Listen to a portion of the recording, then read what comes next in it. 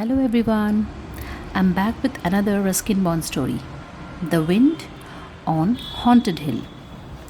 Whoo, whoo, whoo, cried the wind as it swept down from the Himalayan snows.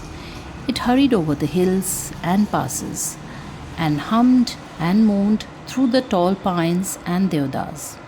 On Haunted Hill, there was little to stop the wind, only a few stunted trees and bushes, and the ruins of what had once been a small settlement. On the slopes of the next hill was a small village. People kept large stones on their roofs to prevent them from blowing away.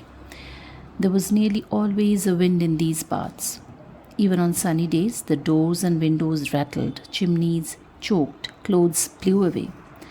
Three children were standing beside a low stone wall, spreading clothes out to dry. They placed a rock on each garment. Even then, the clothes fluttered like flags and pennants. Usha, dark haired and rosy cheeked, struggled with her grandfather's long, loose shirt. She was 11 or 12. Her younger brother Suresh was doing his best to hold down a bed sheet, while Binya, a slightly older girl, Usha's friend and neighbor, was handing them the clothes one at a time. Once they were sure everything on the wall was firmly held down by rocks, they climbed onto the flat stones and sat there for a while, in the wind and the sun, staring across the fields at the ruins on Haunted Hill. I must go to the bazaar today, said Usha. I wish I could come too, said Binya. But I have to help with the cows and the housework. Mother isn't well. I can come, said Suresh. He was always ready to visit Landor Bazaar, which was 3 miles away on the other side of the Haunted Hill. No, you can't, said Usha. You must help grandfather chop wood.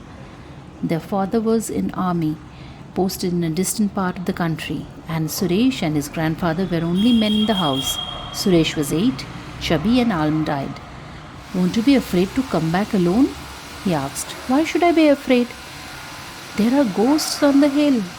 I know, but I will be back before it gets dark. Ghosts don't appear during the day. Are there many ghosts in the rains? Asked Binya. Grandfather said so. He says that many years ago, over 100 British people lived on hill, but it was a bad spot, always getting struck by lightning, and they had to move to the next range to build new houses. But if they went away, why should there be any ghosts? Because grandfather said during a terrible storm, one of the houses was hit by lightning and everyone in it was killed, everyone including the children. Were there many children? There were 2 of them, a brother and a sister. Grandfather says he has seen them many times.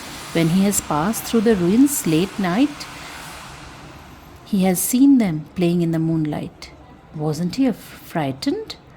No, old people don't mind seeing ghosts. Usha left for the bazaar at 2 in the afternoon. It was about an hour's walk. She went through the fields, now turning yellow with flowering mustard, then along the saddle of the hill and up to the ruins. The path went straight through the ruins. Usha went and knew it well. She had often taken it to the bazaar to do the weekly shopping or to see her aunt who lived in the hill station. Wild flowers grew in the crumbling walls.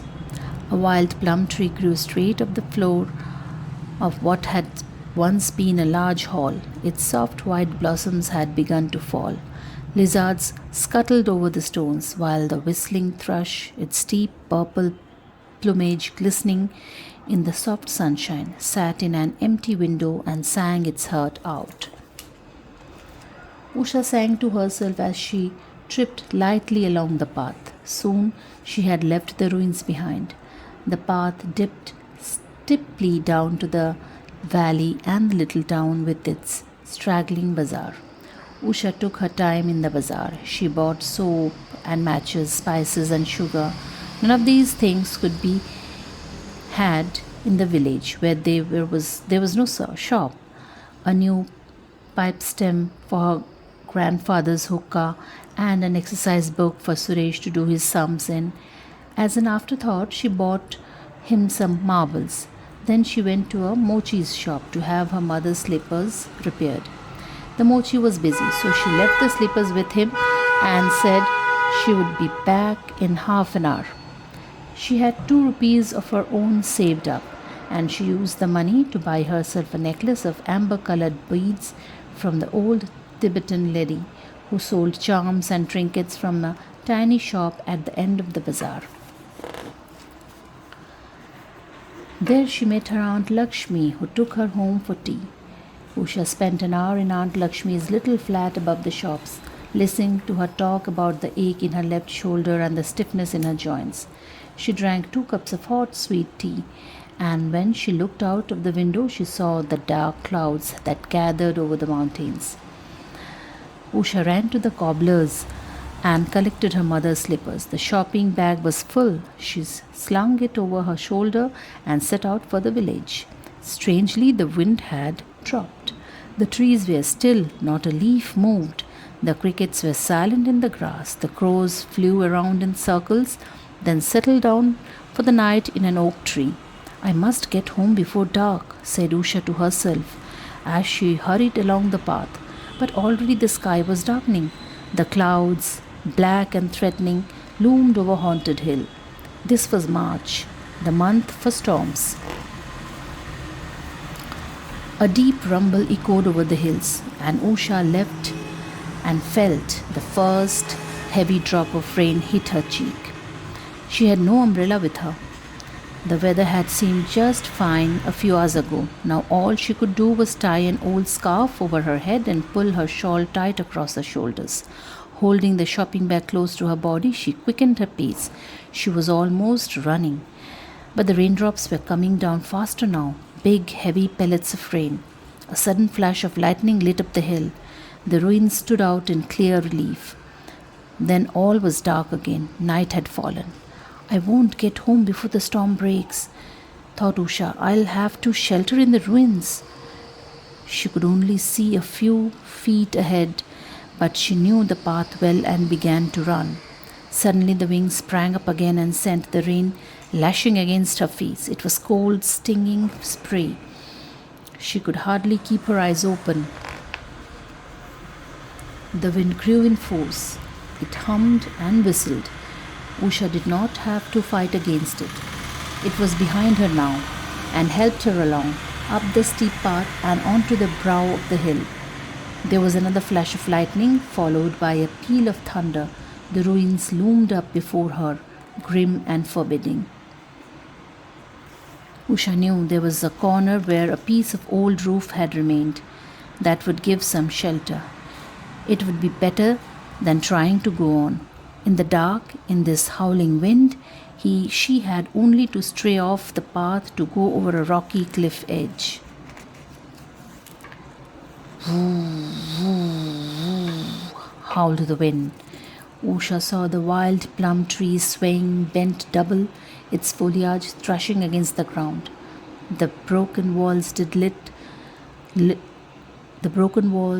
little to stop the wind. She found her way into the abandoned building, helped by her memory of the place and the constant flicker of lightning. She began moving along the wall, hoping to reach the sheltered corner. She placed her hands flat against the stone and sidled sideways. Her hand touched something soft and furry. She gave a startled cry and took her hand away. Her cry was answered by another cry. Half snarl, half screech, and something leaped away in the darkness. It was only a wild cat. Usha realized this when she heard it. The cat lived in the ruins and she would often see it, but for the moment she had been very frightened. Now she moved quickly along the wall until she heard the rain drumming on the remnant of the tin roof. Once under it, crouching in the corner, she found herself sheltered from the wind and the rain.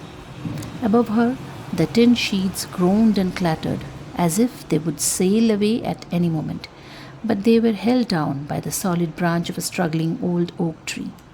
Usha now remembered that across the empty room stood an old fireplace and that there would be under the clogged chimney. Perhaps it would be drier that it was in her corner, but she would not attempt to find it just now. She could lose her way altogether. Her clothes were soaked and water streamed down from her long black hair to form a puddle at her feet. She stamped her feet to keep them warm. She thought she heard a faint cry. Was it that cat again or an owl? But the sound of the storm blotted all other sounds. There had been no time to think of ghosts, but now that she was in one place without any plans of venturing out any time soon, she remembered grandfather's story about the lightning blasted ruins. She hoped and prayed that lightning would not strike her while she took refuge there. Thunder boomed over the hills, and the lightning came quicker now, with only a few seconds between each other. Then there was a bigger flash than most, and for a second or two the entire ruin was lit up. A streak of blue sizzled along the floor of the building, in through one end and out the other. Usha was staring straight ahead.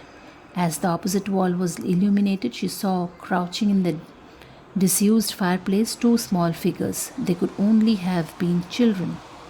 The ghostly figures looked up, staring back at Usha, and then everything was dark again. Usha's heart was in her mouth. She had seen, without a shadow of a doubt, two ghostly creatures at the other end of the room, and she wasn't going to remain in that abandoned building a minute longer. She ran out of her corner towards the big gap in the wall through which she had entered. She was halfway across the open space when someone fell against her. She stumbled, got up and bumped into something again. She gave a frightened scream.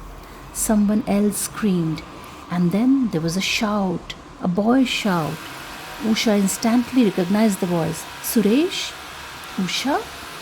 Binya, it's me, it's us. They fell into each other's arms, so surprised and relieved that all they could do was laugh and giggle and repeat each other's names.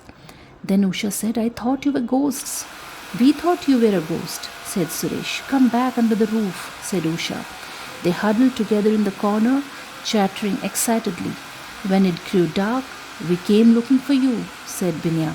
And then the storms broke. Shall we run back together? Asked Usha. I don't want to stay here any longer. We'll have to wait, said Binya. The path has fallen away at one place. It won't be safe in the dark in all this rain. Then we may have to wait till morning, said Suresh. I'm feeling hungry. The wind and rain continued, and so did the thunder and lightning. But the three were not afraid now. They gave each other warmth and confidence.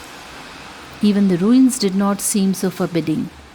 After an hour, the rain stopped, and although the wind continued to blow, it was now taking the clouds away, so that the thunder grew more distant. Then the wind too moved on, and all was silent. Towards dawn, the whistling thrush began to sing. Its sweet broken notes flooded the rain-washed ruins with music. Let's go, said Usha. Come on, said Suresh. I'm hungry. As it grew lighter, they saw that the plum tree was standing upright again, although it had lost no its blossoms. They stood outside the ruins, on the brow of the hill, watching the sky grow pink. The light breeze had sprung up. When they were some distance from the ruins, Usha looked back and said, Can you see something there behind the wall? It's like a hand waving. I can't see anything, said Suresh. It's just the top of the plum tree, said Binya. They reached the path leading across the saddle of the hill. Goodbye, goodbye, voices the wind. Who said goodbye? Said Usha. Not I, said Suresh. Not I, said Binya. I heard something calling. It's only the wind. Usha looked back at the ruins. The sun had come up and was touching the top of the walls. The leaves of the plum tree shone. The thrush sat there singing. Come on, said Usha. I'm hungry. Goodbye, goodbye. Usha heard them calling. Or was it just the wind?